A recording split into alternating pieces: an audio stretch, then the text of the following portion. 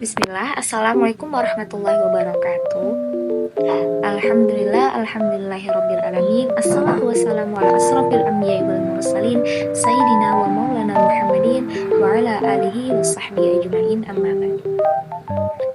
Perkenalkan, nama saya Wulandari dengan NPM 221309. Saya dari mahasiswa Sekolah Tinggi Ilmu Tarbiyah Darul Fatah Bandar Lampung akan menjelaskan sebuah materi fikih yang berjudul Ihya al-Mawaf, Wakaf, dan juga Hibah. Nah, semoga teman-teman semua bisa menyimpulkan apa itu dari Ihya al-Mawaf.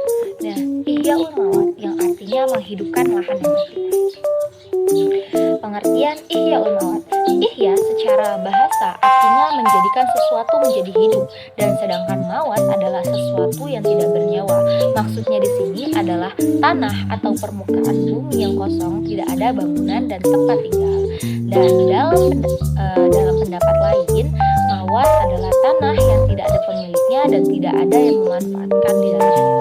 Maka mawat tersebut berupa tanah, bisa berupa tanah yang kosong yang dalamnya itu sama sekali tidak dimiliki dan tidak boleh dimanfaatkan, atau juga berupa bangunan atau lahan yang telah rusak dan hancur yang tidak ada pemiliknya.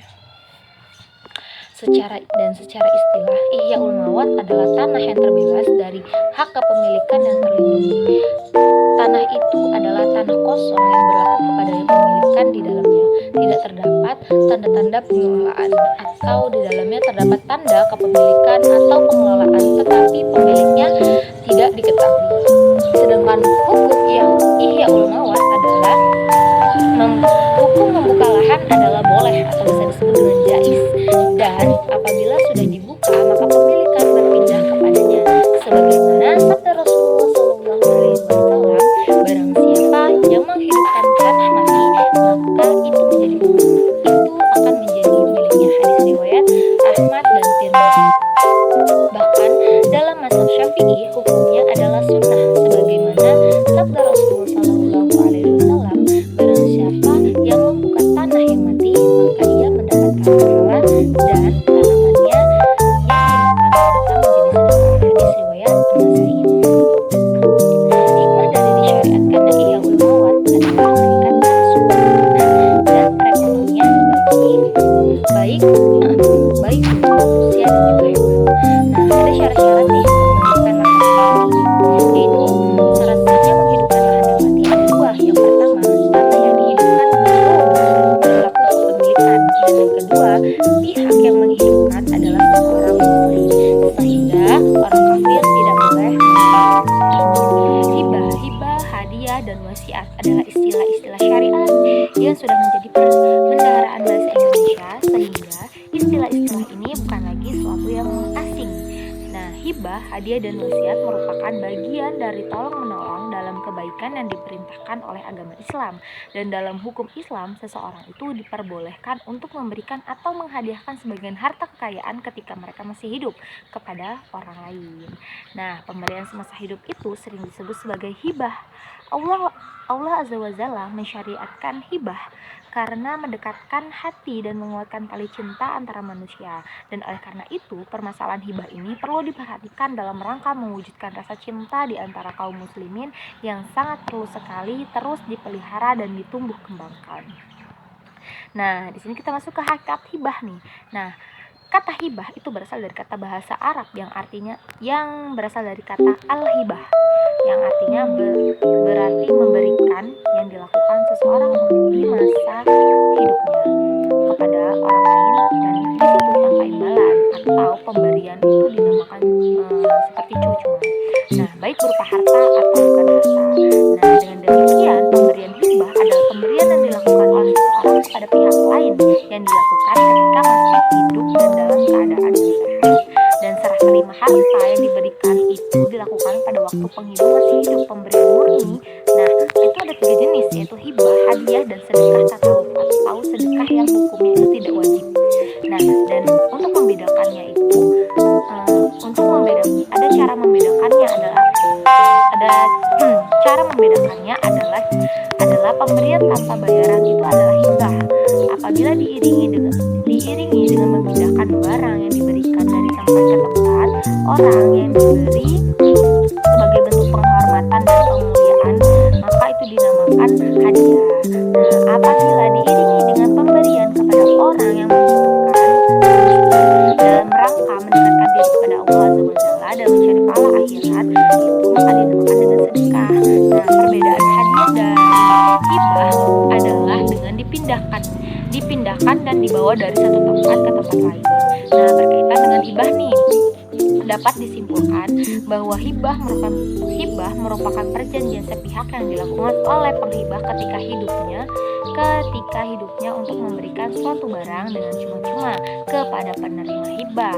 Nah, hibah harus dilakukan antara dua orang. Dan sekarang kita masuk ke rukun hibah.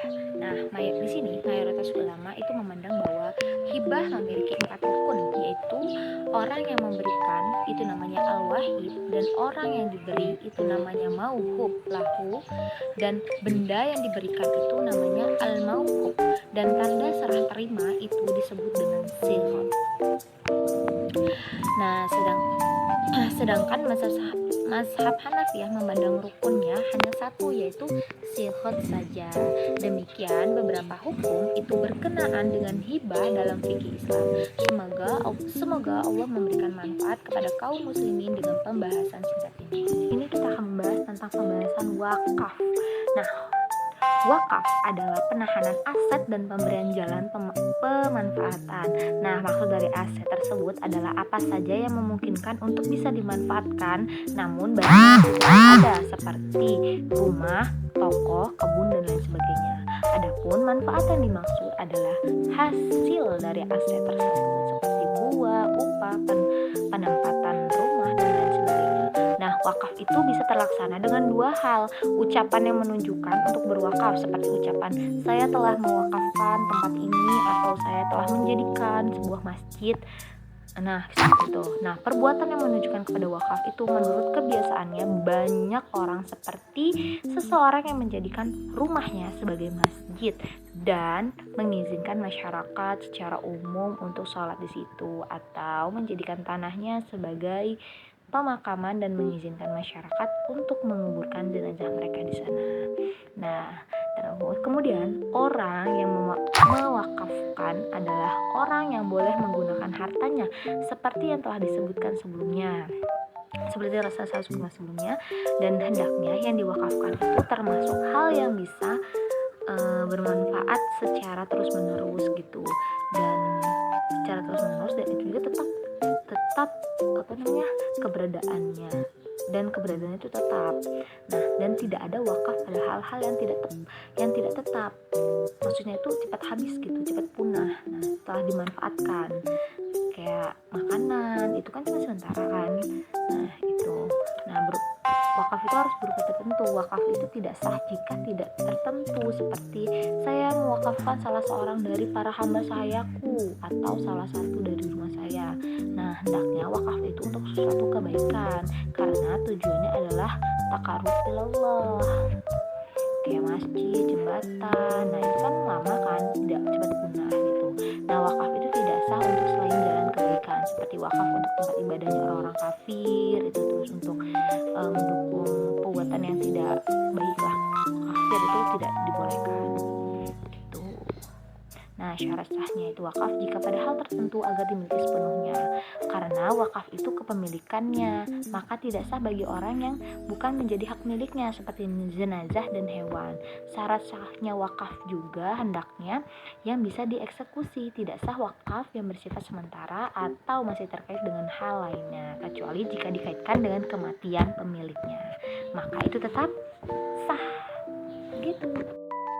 Alhamdulillah, tadi adalah penjelasan dari materi-materi tentang fikih, ihya al-mawaf, wakaf, dan juga hibah. Semoga teman-teman semua dapat menyimak materi tersebut dengan baik.